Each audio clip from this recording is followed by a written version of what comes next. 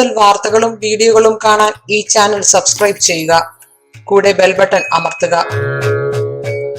നമസ്കാരം. Asia live ടിവിയുടെ എപ്പിസോഡിലേക്ക് എല്ലാ മനഃപ്രേക്ഷകർക്കും സ്നേഹം നിറഞ്ഞ ഹൃദയം നിറഞ്ഞ സ്വാഗതം. ഇന്ന് നമുക്ക് വന്നൊരു ചോദ്യമാണ്, ക്ഷേത്രത്തിൽ ചെയ്യുന്നത് എങ്ങനെ പ്രാർത്ഥിക്കണം. ഒരുപാട് ചാനലുകൾ പല രീതിയിലുള്ള വീഡിയോകൾ കാണുന്നുണ്ട്. തിരുമേനിയുടെ വീഡിയോ സ്ഥിരമായിട്ട് കാണുന്നുണ്ട്. തിരുമേനി അല്പം വിശ്വാസം തോന്നി, അതുകൊണ്ട് ചോദിക്കുകയാണ്, ക്ഷേത്രത്തിൽ ചെയ്യുന്നത് എങ്ങനെയാണ് പ്രാർത്ഥിക്കേണ്ടത്?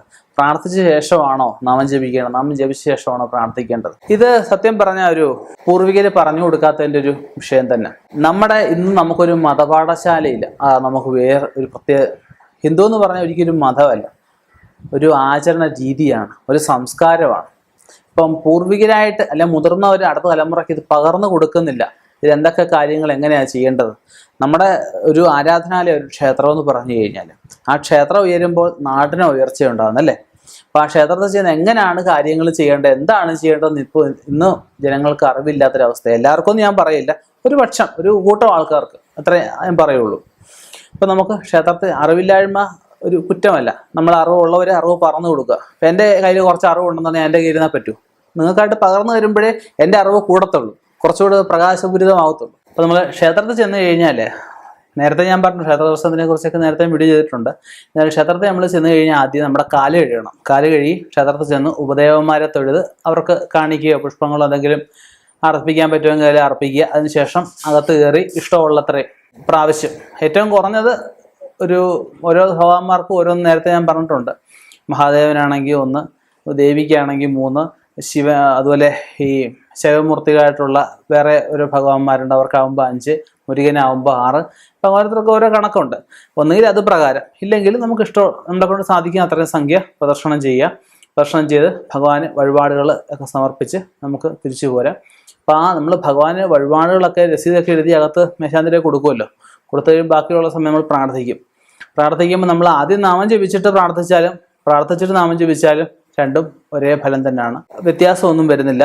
എന്തായാലും നാമം ജപം ഇപ്പം ഓരോ ഭഗവാന്മാർക്കാണെങ്കിൽ, ഇപ്പം മഹാദേവനാണെങ്കിൽ നമ ശിവായ, ഇപ്പം വിഷ്ണു ക്ഷേത്രത്തിലാണ് നാരായണായ, അതുപോലെ ദേവിക്കാണ് അമ്മേ നാരായണ ജപിക്കാം, ദേവി നാരായണ അത് ജപിക്കാം. ഇല്ലെങ്കിൽ ഓം മഹാദേവി നമ ജപിക്കാം. ഗണപതിക്കാണ് ഓം ഗണപതി നമ ജപിക്കാം. ഓം മജദ്ഭുയ നമ ഈ മുരുകൻ അമ്പലത്തിൽ ചെന്ന് ജപിക്കാം. അയ്യപ്പൻ്റെ ആണെങ്കിൽ ഓം ധർമ്മശാസ്ത്ര നമ ജപിക്കാം. അപ്പം അങ്ങനെ ഓരോ ക്ഷേത്രങ്ങളിൽ ചെന്ന് കഴിഞ്ഞാൽ ഏറ്റവും കുറഞ്ഞത് 21 പ്രാവശ്യമെങ്കിലും ആദ്യം ആ ഭഗവാന്റെ മൂലമന്ത്രം ജപിക്കുക. അതിനുശേഷം സൂക്തങ്ങൾ അറിയാവുന്നെങ്കിൽ സൂക്തങ്ങളൊക്കെ ഉണ്ടെങ്കിൽ ജപിക്കുക. പിന്നെ അവരുടെയൊക്കെ സഹസ്രനാമങ്ങൾ ഓരോ ഭഗവാന്മാരുടെ അറിയാമെങ്കിൽ അതൊക്കെ ജപിക്കുക. അത് ജപിച്ച് പ്രാർത്ഥിച്ചതിന് ശേഷം നമ്മുടെ ദുഃഖങ്ങളും ദുരിതങ്ങളും എല്ലാം ഭഗവാൻ പ്രത്യക്ഷപ്പെട്ട് കഴിഞ്ഞാൽ പറയാനുള്ള കാര്യങ്ങളൊന്നും പറയാൻ മടി വിചാരിക്കുന്ന പണ്ടുള്ളവരൊക്കെ പറയും. അപ്പം അതുപോലെ നമ്മൾ എല്ലാ കാര്യങ്ങളും തുറന്നങ്ങ് പ്രാർത്ഥിക്കുക. ഒരു കാര്യം വിട്ടുപോകരുത്, എല്ലാ കാര്യവും തുറന്ന് പ്രാർത്ഥിച്ചു. പിന്നെ ഒരു കാര്യം, കരഞ്ഞ് പ്രാർത്ഥിക്കരുത്. ക്ഷേത്രത്തിൽ ചെന്ന് ഒരിക്കലും കണ്ണീര് വീഴാൻ പാടില്ല. കണ്ണീരെന്ന് പറഞ്ഞ് നെഗറ്റീവാണ്. അപ്പോൾ ആ കണ്ണീര് അമ്പലത്തിൽ വീണ് കഴിഞ്ഞാൽ നമുക്ക് പ്രാർത്ഥിച്ചതിന് ഗുണമില്ലാതെ വരുന്ന അവസ്ഥ വരും. അപ്പം കരയാതെ നമുക്ക് മനസ്സറിഞ്ഞ് അങ്ങ് പ്രാർത്ഥിക്കുക. ഭഗവാന്റെ പാദാബന്ധങ്ങളിൽ നമ്മുടെ ദുഃഖങ്ങളെല്ലാം അർപ്പിക്കുന്നു. ഭഗവാനൊരു മാറ്റം ഉണ്ടാക്കി തരും എന്ന് തീർച്ചയായിട്ടും വിശ്വസിച്ചുകൊണ്ട് തന്നെ, ഒരു വിശ്വാസത്തിൽ തരുമ്പോഴും വിശ്വാസമില്ലാതെ പ്രാർത്ഥിച്ചു കഴിഞ്ഞാൽ നമുക്ക് അതിൻ്റെ ഫലം ഉണ്ടാവും.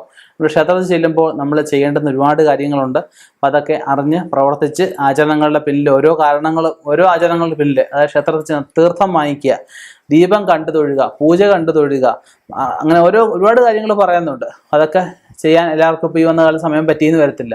അതിനെ കൊണ്ട് പറ്റാവുന്ന കാര്യങ്ങൾ ചെയ്യുന്ന കാര്യങ്ങൾ മനസ്സറിഞ്ഞ് തന്നെ ചെയ്ത് പ്രാർത്ഥിച്ച് തിരിച്ചു പോരുക. തീർച്ചയായിട്ടും ഭഗവാന്റെ ഒരു അനുഗ്രഹം നമുക്കുണ്ടാവും.